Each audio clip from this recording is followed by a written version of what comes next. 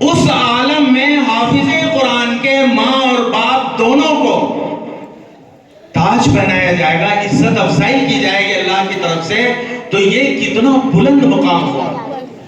مجھے بالکل ایسا لگتا ہے جیسے اللہ کی طرف سے اعلان کر دیا جائے کہ آج کے دن جب ساری دنیا پریشان ہے، یہ ہے حافظ قرآن کے والد اور یہ ہے ان کی والدہ، ہم نے ان کو نوازا، ان کا اعزاز کیا کہ آج یہ سورج کی طرح چمک رہے ہیں۔ یہ ان کے والدین کا جب اعزاز ہے تو حافظ قرآن کا اعزاز کیا ہوگا، ان کی عزت افزائی کتنی ہوگی۔ ایک حدیث پاک میں اللہ کے نبی صلی اللہ علیہ وسلم نے فرمایا کہ حافظ قرآن من حفظ القرآن وعمل بما فیہ، قرآن یاد کرے اور اس کے مطابق عمل کرے۔ حدیث میں اس کی شرط ہے، یہ فرمایا گیا کہ حافظ قرآن سے کہا جائے گا، ہمارے تمہارے سب کے لیے تو یہ ترتیب ہے کہ جنت میں وہاں میدان محشر میں حساب کتاب ہوگا، جو کامیاب ہو جائے گا اس کے جنت کا طے ہو جائے گا، بھئی یہ درجہ ہے، وہاں جا کے رہنے لگیں گے لوگ۔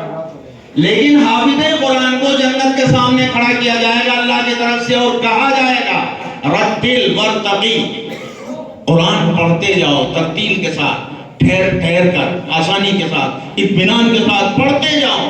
اور جنت کے درجات پر چڑھتے چلے جاؤ۔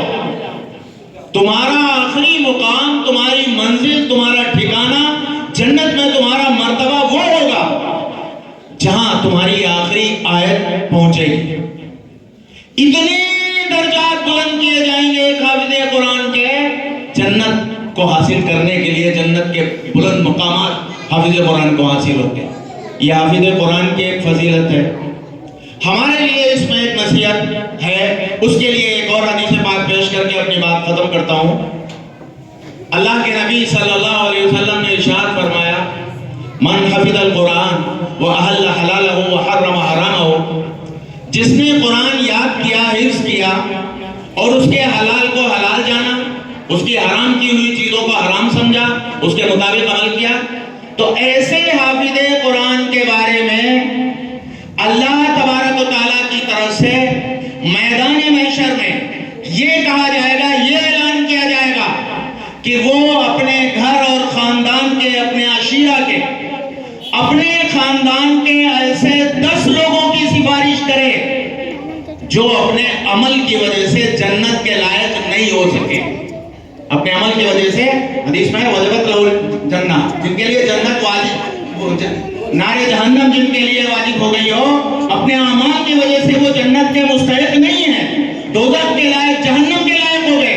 اللہ تعالیٰ حافظ قرآن کی برکت سے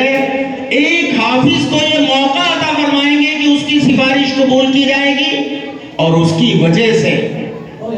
10 لوگوں کی مغفرت کا اور ان کو جنت میں بھیجے جانے کا فیصلہ کیا جائے گا۔ ہمارے آپ کے لیے اس میں بڑی اپیل ہے۔ آج کا یہ زمانہ انشورنس کا زمانہ ہے، ہر چیز میں آدمی گارنٹی ڈھونڈتا ہے، کوئی ایسا کاروبار، کوئی ایسی تجارت جس میں گارنٹی ہو، جس میں نفع ہی نفع کا امکان ہو، گھاٹا نہ ہوتا ہو، ایسی تجارت چاہیے۔ اس حدیث پاک کے واسطے سے ہمارے لیے صرف نفع کا سودا، جنت ہماری سب سے ضرورت ہے، سب سے بنیادی ضرورت۔ دنیا میں آدمی اپنی کامیابی کسی چیز میں سمجھ لے، تجارت میں، کاروبار میں، بزنس میں، نوکری میں، زیادہ پیسوں میں، زیادہ افراد میں، کسی چیز میں سمجھ سکتا ہے، لیکن اللہ کے نزدیک اصلی کامیابی، اور اگر ہم دل سے سوچیں تو ہم پورے یقین کے ساتھ مانیں گے